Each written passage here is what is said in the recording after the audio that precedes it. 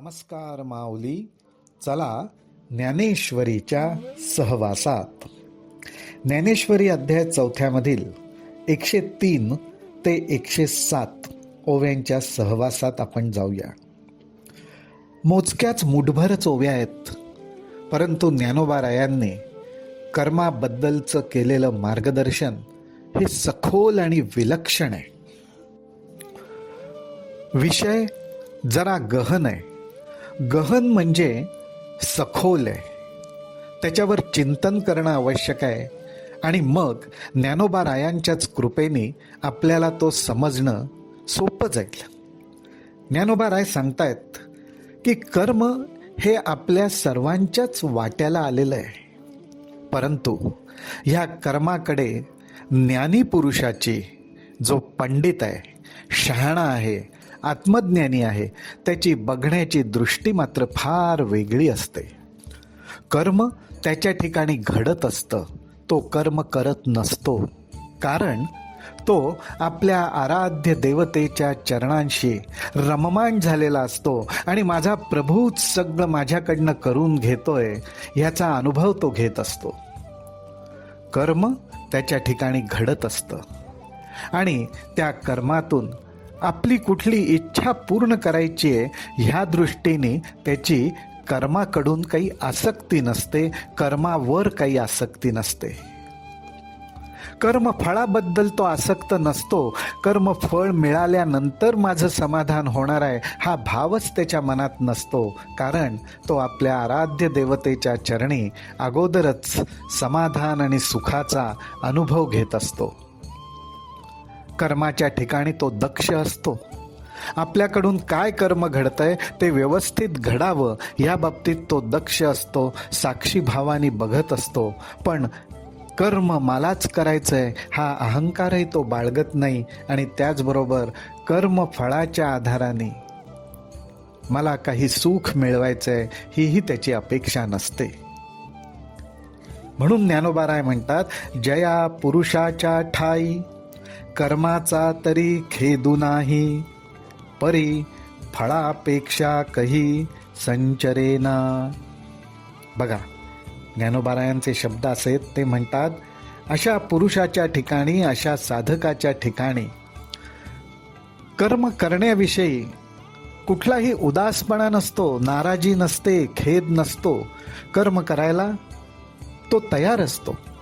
तिथे आवड निवडीचा भाग नसतो. कर्म करायला आवडतंय, कर्मच करायचंय अशी आग्रही भूमिकाही नसते. माझ्या वाट्याला कर्म आलं, मला कर्म करावं लागतंय अशी खेदात्मक नाराजीची भूमिकाही त्याची नसते. तो त्याच्या वाट्याला आलेलं कर्म करतो, पण परी फळापेक्षा कही संचरेना. पण ह्या कर्माचं फळ अमुकच मिळालं पाहिजे, अशा रीतीनेच मिळालं पाहिजे, कारण त्यावर माझं सुख अवलंबून आहे, अशा प्रकारचा विचार भावना त्याच्या अंतःकरणात कधीही प्रवेश करत नाही. आणि हे कर्म मी करीन अथवा आदरिले सिद्धी नेईन. बघा माऊली, ज्ञानोबाराय काय सांगतायत, आणि हे कर्म मी करीन. त्या साधकाला असं कधीही वाटत नाही की हे कर्म मी करीन, हे कर्म करणारा मी आहे, असं त्याला वाटत नाही. कारण त्याला पूर्ण खात्री असते, माझं माध्यम करून माझा प्रभू माझ्याकडनं कर्म करवून घेतोय. कर्म माझ्या ठिकाणी घडतायत आणि त्यामुळेच तो माझ्याकडनं करवून घेत असल्यामुळे हे कर्म मी करीन अथवा आदरिले सिद्धी नेईन. किंवा माझ्यासाठी म्हणून प्राप्त झालेलं जे कर्म आहे, जे कर्तव्य आहे, ते मीच पूर्णत्वाच नेईन असा अहंकारही तो बाळगत नाही. कारण का, त्याला पक्क माहिती असतं, माझा परमेश्वर, माझा प्रभू, तोच माझ्या ठिकाणी कर्म घडवतो, माझ्याकडनं पूर्ण करून घेतो आणि माझ्या ठिकाणी घडणाऱ्या कर्माला पूर्णत्वाला न्यायचं का नाही, किती प्रमाणात कर्म करून घ्यायचं, हे सगळं तोच बघतो. आणि त्यामुळेच अशा प्रकारच्या विचाराने सुद्धा त्याचं मन कधी गोंधळात सापडत नाही, अस्वस्थ होत नाही. आणि हे कर्म मी करीन अथवा आदरिले सिद्धी नेईन, येणे संकल्पेही जयाचे मन विटाळेना. अशा विचारांनी सुद्धा ज्याच्या मनामध्ये चलबिचल होत नाही, अशा विचारांनी ज्याचं मन विटाळत नाही, असं ज्ञानोबा म्हणतात. कारण का? असं तो का करू शकतो? अर्थात ज्ञानामुळे, आत्मज्ञानामुळे. त्याचं आराध्य देवतेवर असलेलं प्रेम, त्याची भक्ती आणि त्याच्याच ठिकाणी असलेली शरणागती, ह्यामुळेच हे शक्य होतं. हा साधक ज्ञानाग्नीचे निमुखे, जेणे जाळिली कर्मे अशेखे, तो ब्रह्मची मनुष्य वेखे ओळख तू. फार महत्वाचा भाग आहे हा. ज्ञानोबाराय असं सांगतायत की सर्वसामान्यप्रमाणे दिसणाराच तो मनुष्य प्राणी आहे, असाच तो साधक आहे. पण त्यांनी काय केलं तर त्यांनी आत्मज्ञानरूपी अग्नीच्या मुखामध्ये, आत्मज्ञानरूपी अग्नीच्या मुखामध्ये आपली सर्व कर्म अर्पण केली. म्हणजेच माऊली, आपल्याकडून जे घडतंय, आपल्या वाट्याला जे येतंय, ते आपण आपल्या प्रभूच्या चरणी अर्पण करावं. त्याच्या स्मरणात त्याला एवढंच म्हणावं की माझ्याकडून करवून घेणारा करता करविता तू आहेस प्रभू. तुझी जशी इच्छा असेल त्याप्रमाणे माझ्याकडनं कर्म घडणार, त्या प्रमाणात माझ्याकडनं कर्म घडणार. हे सगळं घडवणारा तू आहेस.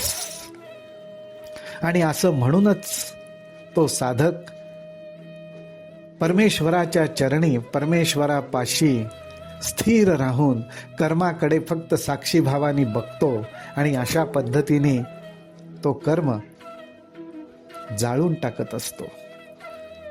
तो ब्रह्मची मनुष्य वेखे ओळखतो.